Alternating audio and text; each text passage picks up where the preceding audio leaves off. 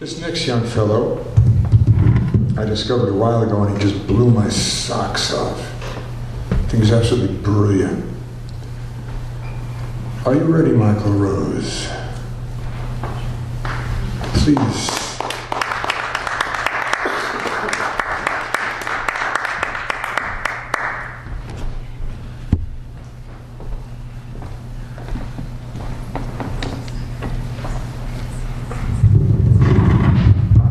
Good evening, everybody.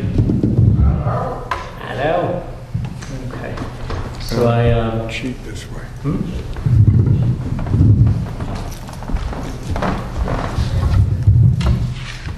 Better. All right. So I'm getting married in May, and so I've been writing some love poems, but I have no time to write, so I'm writing these things at like 3:30 in the morning before work. So I don't, we'll see how they come out. Here we go. This is called the Huckleberry Lion. Huckleberry is it's a bar in New Paltz. Off to a place with playing cards waiting, the second floor swing and the cocktails all singing, servers going upstairs with trays right in hand, bring mac and cheese dishes that sizzle, that wine with fries and a ketchup, homemade, by their sides. The two girls she knows toss their hair about. They're beautiful, each with a 20s cool blue toiling out of their mouths, with the laugh of old college years spurring on out. My gal, she beams with a stare like a cat's. She's intense and a Leo, so the fire's around. And just like a lion, her mouth opens quite loud, with teeth showing bright and her dark mane running down. A roaring tall laugh, unusually proud, pours like a cloud before a storm is abound, and meets with 3 cheers from the girls in the town. Then, with a 90s music slinking along, through this room tossed and drinking, her spirit stands strong till around about 8 runs abound. At 9, not too far, her mom's hair is waiting and it needs to be dyed. At home, in the kitchen before the weekend has slept and rolled over and sighed.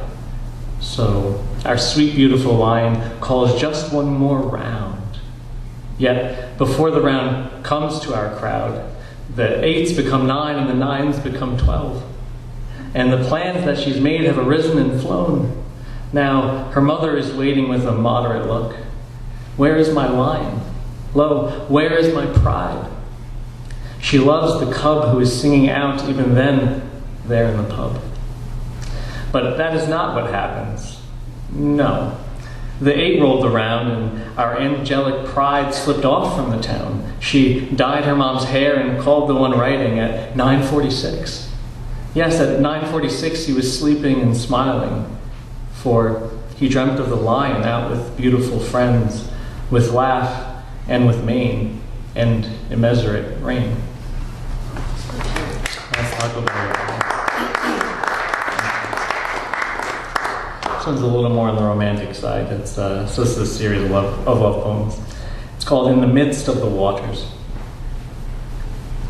I remember when the word was made, dripping from the light and catching upon the lips of God, like a vibrant wine, and running down his chin.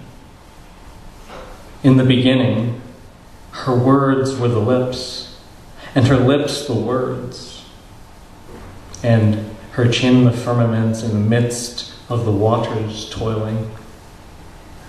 Then the daughter sang and broke from the chest of this in a darkly mist, a mist that crackled like thunder and lightning and beamed blue and lush.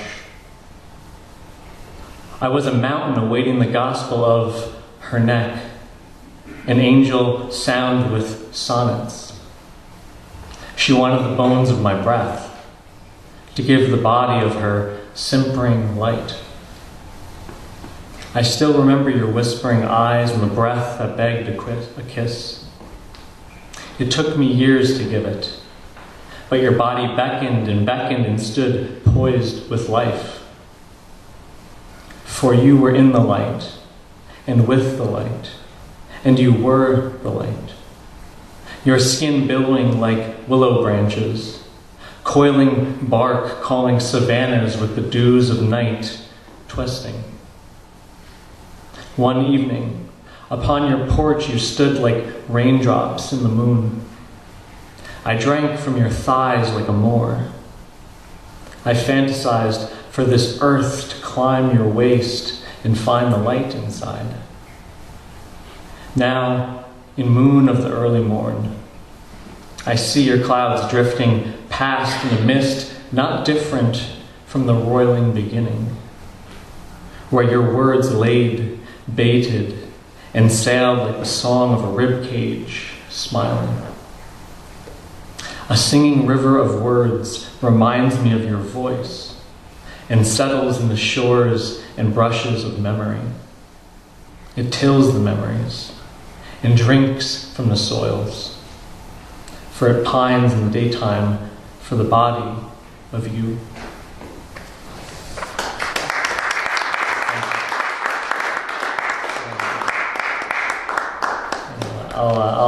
I have a couple other love poems, but I'll read a love poem from my dog. My dog. All right. This is about my dog, who runs out of the house whenever he gets the opportunity. All right. Into the woods where squirrels still their acorn dreams, in between the ground and the trees of the wind.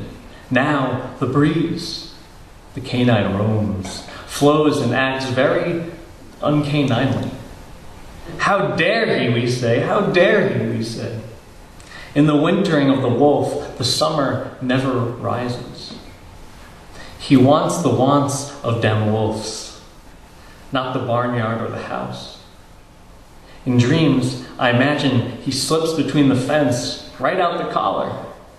Oh, the doors just swing ajar for me at a glance or a wiggle. Afar, afar he'll run, we'll say. Oh, a car will run him flat. But the fox-like wolf, he'll play at us. Yes, for trucks are what he's wished for. Just to dirty himself in the bramble and brush, to go and best the wardens and our household dust. For the pine, the wine, the lust and thirst, he'll jet off quite fast, even after chicken dinner.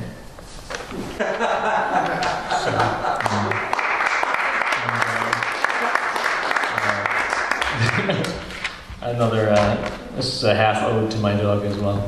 It's a little bit more of a commentary on sort of a lofty thinking, and then I suppose at one moment you're thinking very, very lofty thoughts, and you look around and you just realize everything's quite mundane. Like in this particular case, my room's dirty, and here I am like thinking deep thoughts, and then I notice my room is filthy, from my dog. He's a husky, he's very hairy. Here it goes. The hours rush past. Rush and rush and rush. Song slips throughout the long cosmos, like tall straws stirring coffee and cream. Constant, I dare not move. My wolf, my friend, he rests his body upon my bed, satellite ears twisting to subtle hymnal books playing in the world, while I wonder upon so many ivory tower questions. Meanwhile, tangles, hairs, spill and turn over near the heaters and edges of our room. The air, cold like a sword, travels the earth of the room, backward and forward, like a roaming and ghostly mist. Yellow sun comes in my fluttering drapes. Beauty floats in divine, like clouds or oars upon different waters, moist and agile, yet laughing.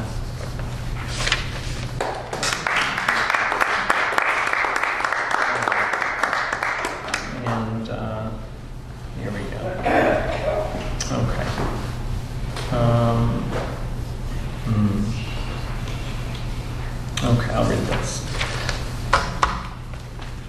All right.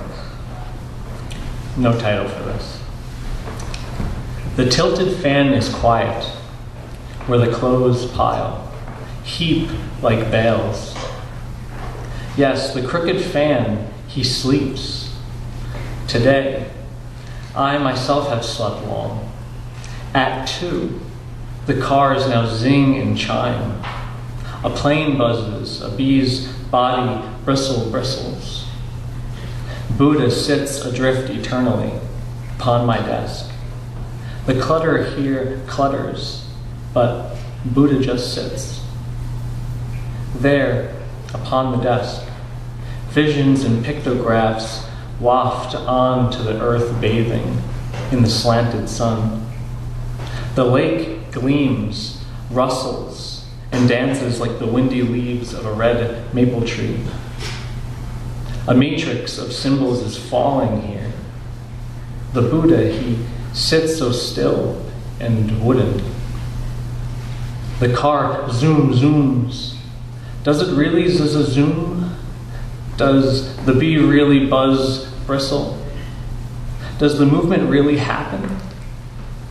Or is everything just still like the Buddha, the one who sits? The hair like a universe, limbs pointed to the sky, hand cooing to the moon, this cool resting spoon. Is changing just another form of changelessness happening? For we see a drifting world, a sift and drift.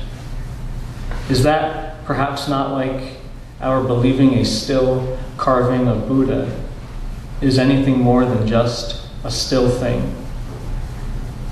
Perhaps that stillness is far more still, far more still. Perhaps the stillness of this statue means to whisper to us that neither movement, nor Buddha, nor I, nor you ever was, or ever has been. Thank you.